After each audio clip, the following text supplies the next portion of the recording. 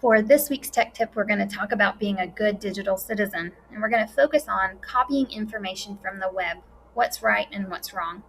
Even though taking someone else's written text, someone else's images that they've created or pictures they have taken or videos, even though it's really easy to copy or download, that doesn't necessarily mean that we should. Let me give you an example. If you were to go into a grocery store and pick up a Snickers bar, you are technically not allowed to walk out the door without paying for it. That is stealing someone else's property. The same exact idea is true when in the digital world. When you are searching online, if you were to take something that someone else has created that's called intellectual property and use it inside of your own work, you are technically stealing their stuff. And we don't want to do that. So let me show you a way today for images and how to find images that are fair to use. If I were to go to Google and type in puppies, it's the kind of image I want today, and I go to images, there are tons of pictures of puppies here. Not all of them were intended to be reused inside of your own work. So we're going to use this tools button here, go to usage rights. We're going to choose labeled for reuse. That means that the person who originally put the image up gave permission to you ahead of time to use that inside of your own work. Here are lots of different options. It's a smaller list than what you saw just a second ago, but that's okay.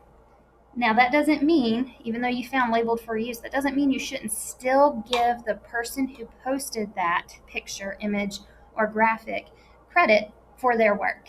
If you do not give credit for their work, or what's called attribution, you are still technically stealing their work because you are saying, in a way, by not giving them credit, that it's your work.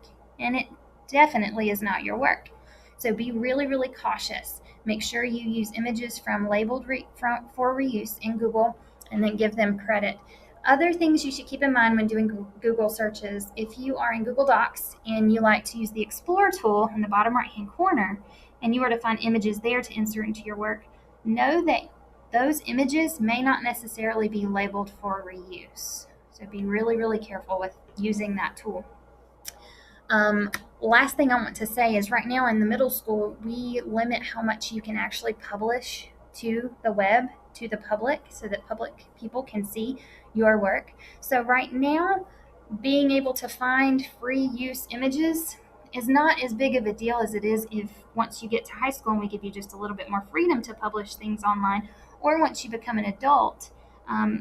That's when it really becomes important that you have practiced this skill of being able to find free use images.